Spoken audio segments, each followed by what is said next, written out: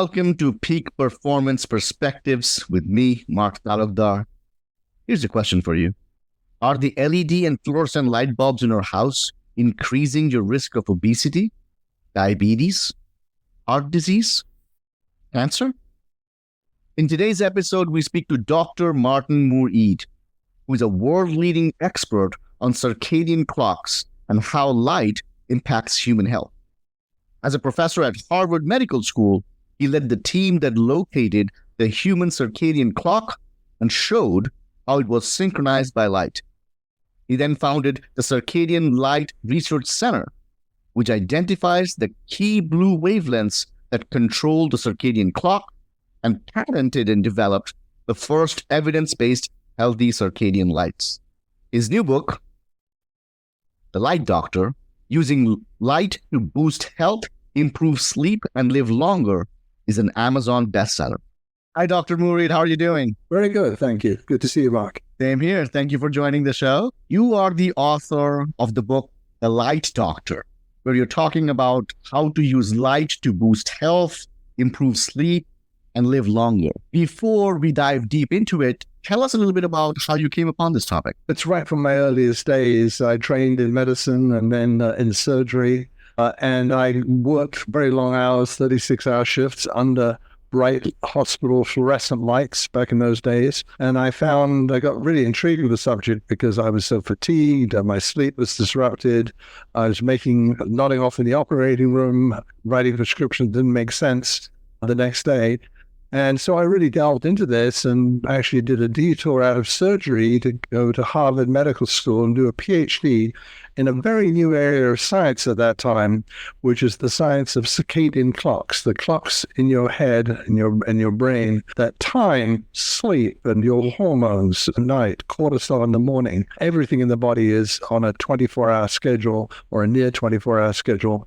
And all of it is synchronized by the light we see. By the light we see. So we're just biologically designed to follow the natural light patterns? Is that what it is? That's right. We are synchronized. Now, it turns out the clocks in our brains keep us on a near 24-hour schedule, but we'll drift if we don't see light and dark. And the problem is that when things drift, it's a bit like jet lag. Our body gets out of whack. We're very precisely timed machines, the human body. Getting exposed, as most of human history, people were in bright, blue-rich daylight during the daytime hours and slept in the dark at night. But we've made the transition now, so we spend more than 90% of our time indoors in relatively twilight levels of lighting, and then we have the lights on in the evening, so we're really messing up this circadian clocks, our biological timing, with that because we've lost those natural time cues. And it's particularly bad with the modern lights. They're favored, and the regulators actually ban incandescents and halogens recently to concentrate us on these LED lights. So the trouble is they get energy efficient because they have so much blue in them, which is fine during the daytime, but it's immensely harmful at night. That's one of the problems. The light bulbs we use, the light fixtures we use, the screens we use are actually sending our brains and our bodies the wrong message. They're telling us it's still daytime when we're using them in the evenings or any time at night. Interesting. Increasingly, I'm noticing in my life and lives of other peoples I work with, clients, listeners, they can also relate to this, that getting good sleep at night is becoming increasingly difficult. We're relying more and more on melatonin pills and magnesium glycinate pills. But you are saying that perhaps just merely adjusting the light sources at night, we could drastically improve the quality of sleep. Yeah, and that's really made improvement. And it's not just sleep. Sleep is one of the most obvious things, but whether our tendency to get overweight or to start developing things like diabetes or heart disease or even cancers are actually related to whether or not your body is in sync with the natural world. And when it gets out of sync with the use of these LED lights, particularly in the evening hours and nighttime hours, then in fact, a lot of ill health results. And we now know why. We know exactly. It turns out it's not all blue light. It's in the light spectrum. In other words, in regular white light that we see as white or yellowish light, all the colors of the rainbow exist. And that is true for sunlight. But when we use artificial LED lights, they have a big spike of blue because that's how they're energy efficient. We can't see it, you can't judge it by looking at it, but that blue in the lights is actually disrupting our circadian clocks. So it's a fundamental problem. We've got a very convenient technology. We take the light switch on the wall for granted. We assume just light is light. But in fact, the light through your eyes is important as the food that goes into your stomach, the air we breathe into our lungs, or the water we drink. It's just as important for our health to manage the light as all these other things that we're used to focusing on, but people just don't realize that light is key. And yet it's a very simple thing to address by getting the right lights at the right time. Yeah, now that you mention it, there's so much information out there, so much documentaries out there about what food to eat and what not to eat and what is clean and what is not. I have never watched a documentary or come across any content that kind of put it like how you put in, that the light we see is just as important as the food we consume. Yeah, I think that's actually true, Mark. I was looking at publishers, the big publishing houses like Penguin Random House. They've got about 1,900 books on various types of diets and nutrition, and only one book on light, and that was written back in 2000 before these LED lights came along. It's crazy. People are so totally focused on it. I've been on Oprah, and she's so focused on diets and nutrition, very hard to get her attention on other things like light. Interesting. So just to delve a little bit deeper, you talked about how these blue lights are messing with the circadian rhythm, which makes sense as to why it's affecting our sleep. But then you also said it's affecting obesity and heart disease.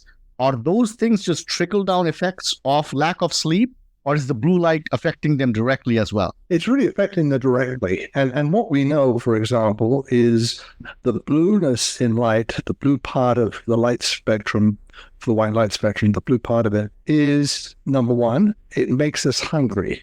And so people who are in LED light at night tend to snack more. In fact, people working night shifts eat twice as many snacks when they're under blue-rich light as opposed to light that is still white but has no blue in it. We know that a very common test of how our bodies respond, and in fact, diagnostic test for diabetes, is the so-called glucose tolerance test. That's the one where you fast overnight, they give you a bottle of sugar water to drink, and then every half hour or so, they take a blood sample and they track as insulin and glucose levels rise and the normal person fall again before the end of 2 hours. In a diabetic, it rises still further and then stays up. That's the diagnosis of diabetes. I can put you as a perfectly healthy person, Mark, and I can put you in a room full of LED lights overnight, and I can render you diabetic by the morning or pre-diabetic. In other words, you will fail that glucose tolerance test. Again, that's something that's acting on what's called insulin resistance, a fundamental part of the body. So it's actually far more than sleep. Sleep is just one outcome, but it's your metabolism that's really affected. It's how you gain weight. It's how the body suppresses cancer cells, and melatonin is suppressed by this blue light. And one of the key things about melatonin is it stops cancer cells growing.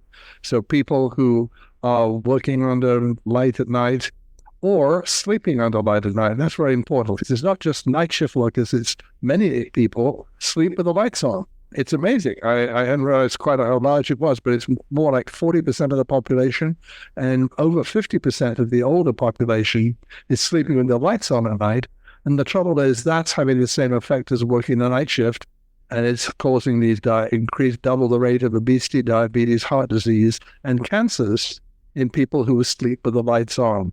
In fact, it affects lifespan.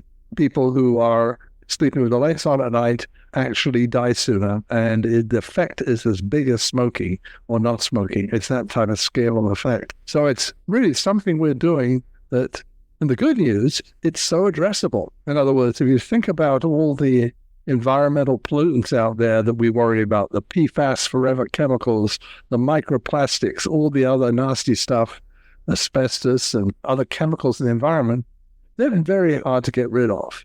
Very hard. But this is so simple. All you need to do is change the light bulb. So obviously, first question is what type of light bulbs to use? And let's talk about situations which are under our control. For example, light bulbs at our house.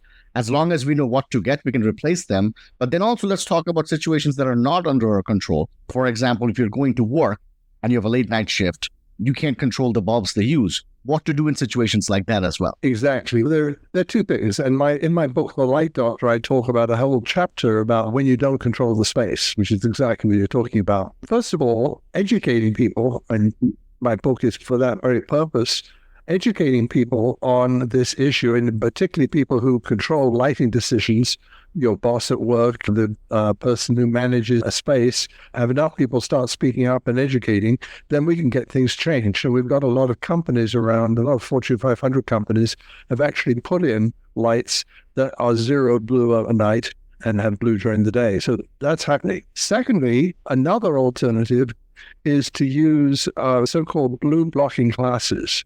But there beware, because a lot of blue blocking glasses block the wrong blue. They're really just placebos. So if they block the sort of violet blues and the indigo blues and the royal blues, they're not really doing much good because they're not actually blocking the key blue, which is a sky blue, color of the clear blue sky. That's the blue that's in the rainbow light spectrum that every light is made up of. And if you get glasses that do that, they tend to look yellow-orange type of glass, they tend to look like. But that is a solution. And that's a solution people can use in front of their computer screens as well, because that's another source of light. Both of us right now looking at computer screens, okay, we're doing it during the daytime, no problem. But if we did this at 9 o'clock at night, for example, we'll be dosing ourselves from that computer screen with the wrong type of blue. You can use these blue blocking glasses at that time. And now what's coming out, will be very shortly announced, are computer screens that automatically do it for you. There's no reason that computer screens have to be blasting blue light at you. When you see the white light of a computer screen, it's actually made of a lot of blue. You can still get a pretty white light removing all the blue. And that's a very exciting breakthrough now. So that will soon those will become available as well. So let's go point by point. First one, where we talked about we're going to work and we want to be able to talk to our supervisor and spread the education regarding how blue light is affecting everybody. As a person who knows very little about it, how do I even determine if the office light is the correct light? Because they all look white. How do I know if the company is actually using the light or not? That's exactly the problem, Mark. Just the human eye, you just see it as white or yellowish white light. And it is hard to tell. Now, it is, number one, it is measurable. So there is a device called a spectrophotometer. It's the size of my cell phone that you can plot in the light, and it will actually tell. You can also use, there are special glasses that are available that you I can demonstrate it another time, but simple glasses that refract the light, and you can see what all the colors of the spectrum in the light by looking at it and tell whether it has blue in it or not. I think that's a very exciting, simple way. The other is, quite frankly, asking the manufacturer, and the manufacturer should provide the light spectrum. In other words, what's the rainbow makeup of any light? And that's something that most manufacturers, or many manufacturers, do provide. Again, it's a matter of education. So in my book, I talk about how do you judge lights. It's not the color. People often go by something called the color temperature of the light, or coordinated color temperature, or CCT. That's sometimes on the label.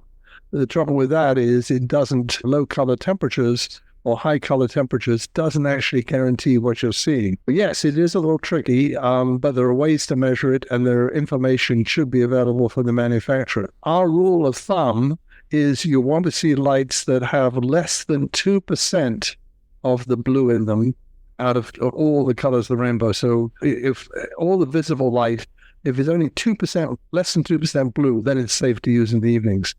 And during the day, you want light that's more than 20% blue, if you can. Now, there are other things you can do to solve the problem. One is that you should always try to get out in the mornings and get exposed to blue-rich sunlight daylight, because that is many times more intense, 100 to 1,000 times more intense than the light inside. And that, particularly in the morning hours, is very healthy. It sets your clock. It makes you sleep better. People who get out in the morning sleep better.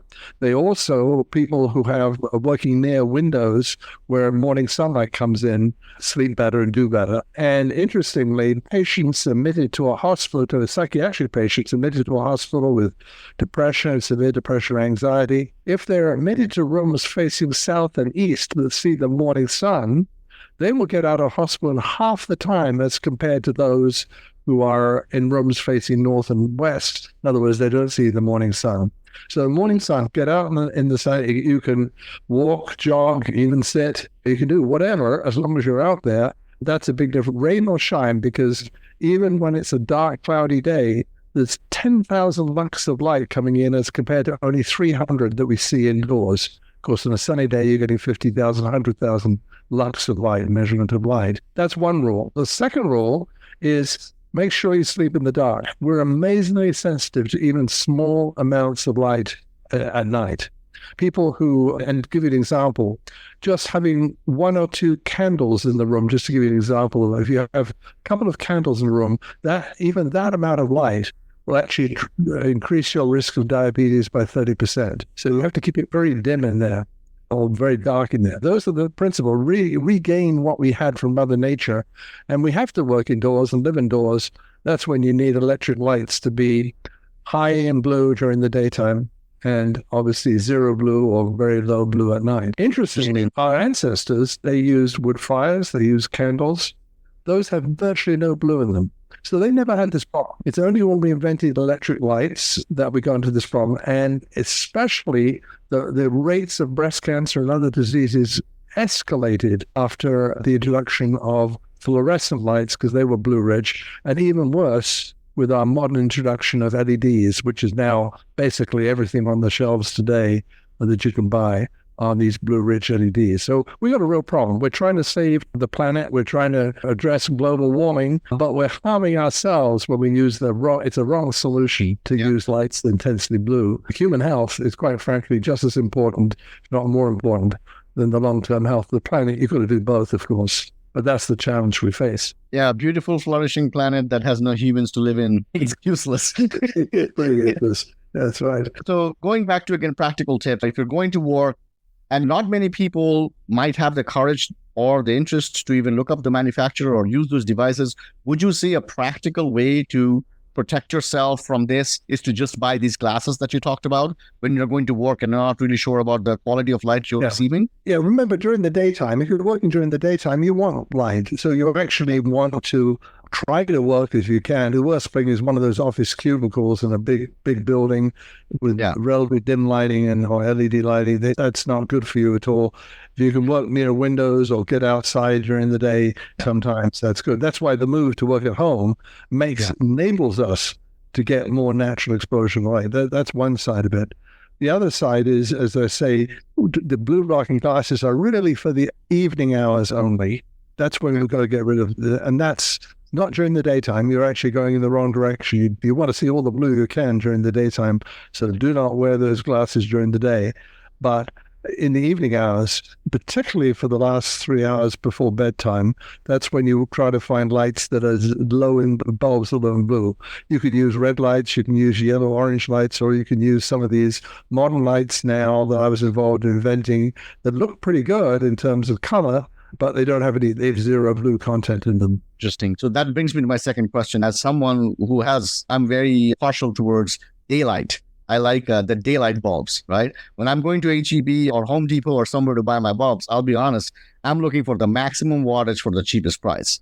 Now, I learned that from you, that's not the best idea. Perhaps the reason why I'm not getting good sleep for the last decade. As a consumer, now, when I go into a store like that, I understand in theory you talked about as little blue light as possible. What exactly am I looking for that is available on these commercial bulb boxes that's going to help me determine which to buy and which not to buy? That's tough because they don't label them properly half the time. You can go on the web and search for, on Amazon or wherever, and search for zero blue. For example, a company called Sora, S-O-R, produces a zero blue bulb, right? And they've got an Amazon store and all the rest of it, and they've got these zero blue bulbs. There are other manufacturers who do it, but if you look at no blue or zero blue bulbs, that's the ideal one. Just changing the CCT, that's something you will see on the box, the colored coordinated temperature, but that is, you need to get to very low CCTs to be effective. You need to get down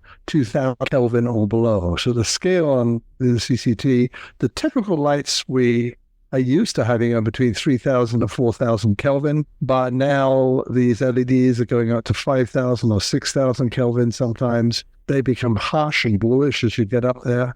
But the trouble is, just a 2700 Kelvin, which is you can find easily on the shelves, still is 8% blue content.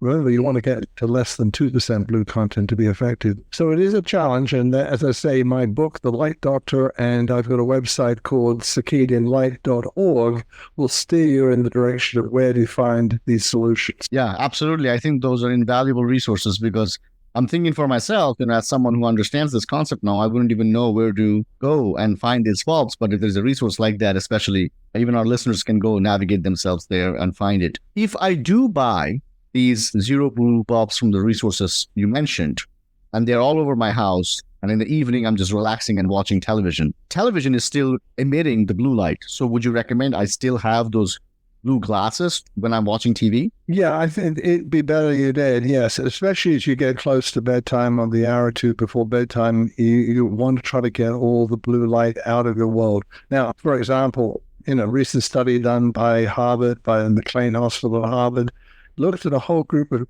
teenagers in school, and they gave them blue blocking classes in the evening, and they gave them a light box that produced blue light in the morning. So they got the remove no blue in the evenings, and they got enhanced blue in the mornings. And those teenagers slept better, felt better, but also their math scores went up. Very interesting. And they did all sorts of MRI, brain tests of brain connectivity and so forth. And those showed great improvement. Yeah, it's very much provable that this works.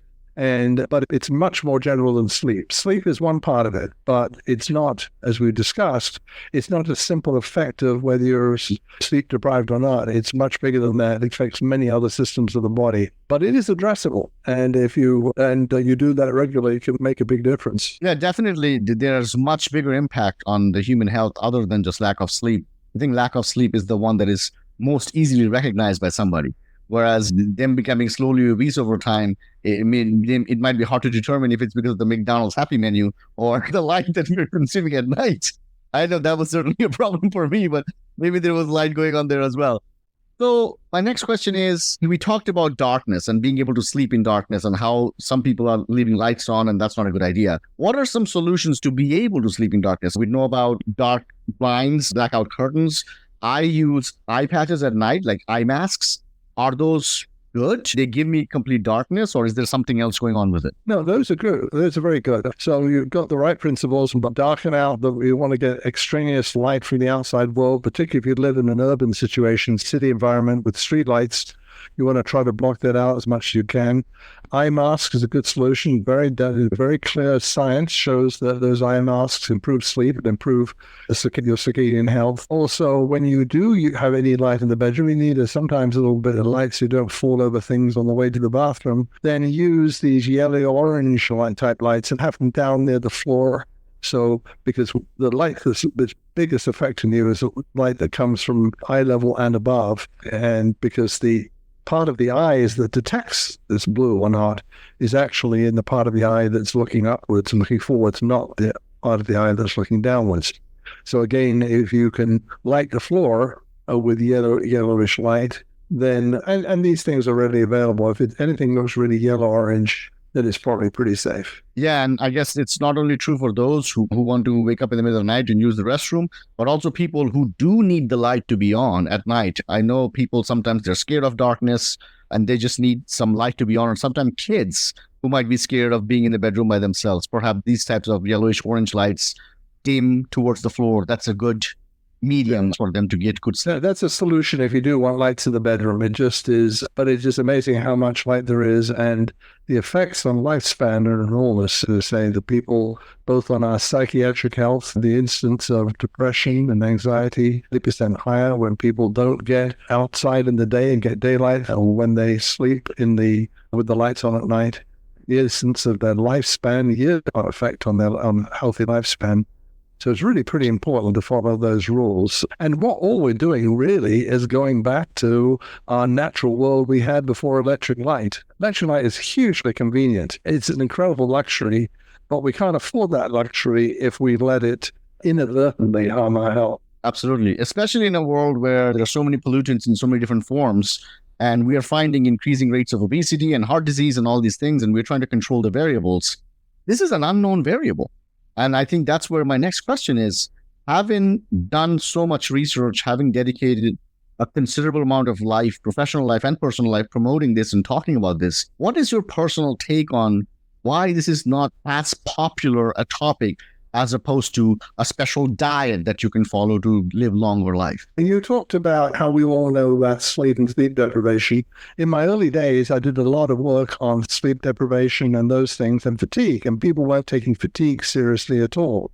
I think the fact that you take that for granted now means I was successful in the first part of my career in educating people about the issues of sleep and fatigue. People are much more aware of that. The issue here is the science is already developed, but there is always a challenge getting people's awareness, getting people's attention. I'd like to remind people that you've heard inventions, people talking invention, it's the best thing since sliced bread. I may have heard that phrase. It took 10 years between the invention of the bread slicing machine and it actually becoming popular.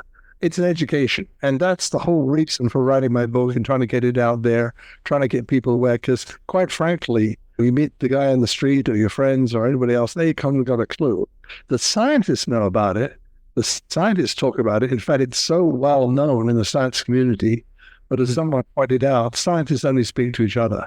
They don't speak to their neighbors. And so part of what I'm trying to do is get out and speak to those neighbors, speak to everyone. And I really appreciate Mark being on your show, because this is the way to do it, is to get those conversations going, get people aware, get them looking, getting them reading the book. And it's written in a very readable way. It's designed not for a scientist to read. It's really designed to help educate people. That's the message. Get the book out there and share it with your friends. Absolutely. Absolutely. When it comes to the commercial end of things, are these zero blue bulbs significantly more expensive than the commercial bulbs that are available out there? Yes, that's always true with anything that's new. In this world, everything that's mass-produced the price can come down. As you're adopting a new technology, it's always more expensive. Unfortunately, the choice is out there to get cheap, white LED. They're getting very cheap, mass-produced in Asia. Very cheap and produced by the billions, right? Or which are going to harm your health. And then if you get overweight, you get some diabetes, you start having to take Ozempic or one of these other medications. It costs you $600 a month. The price of a light bulb, spending $25, $30 on one of these light bulbs as opposed to $3 sounds expensive, but not compared to what you do when you treat yourself with cheap junk light. And I always like to say junk light is just like junk food. It's cheap and attractive and easy to use. But oh my gosh, doesn't it do you harm? Absolutely. And that makes more sense, right? There is more financial incentive for businesses to push the cheap light bulbs because they can mass produce and make a lot of money. But at the end of the day, it's up to the consumer to understand the importance of spending a couple extra dollars, but essentially improving their lifespan. Right. And the listeners of this podcast, we believe in the components of good life to be health, wealth, and happiness. And without health, there is no wealth. And without health, there is no happiness. If we are going to live in a world where we're going to eat organic food, non-GMO food, non-processed food, and we're going to go to that extent to buy a $40 piece of steak as opposed to a $10 piece of steak, why not also buy these bulbs that can not only improve the sleep quality and help us short term, but also help us avoid heart disease, obesity, and potentially make our lifespans longer. Yeah, it's a one-time cost too. In other words, these LED light bulbs are not like your incandescents, which used to burn out after a few weeks or a month. these last years. So it's really, if you had to spend $30 on a light bulb and it lasts you 3 years, it's really incredibly small expense as compared to other things you do. That steak you buy, that only lasts a few minutes once it's on your plate. Yeah, no, this is something where it's just a matter of awareness, and the prices will come down as the volume goes up. It's a classic problem.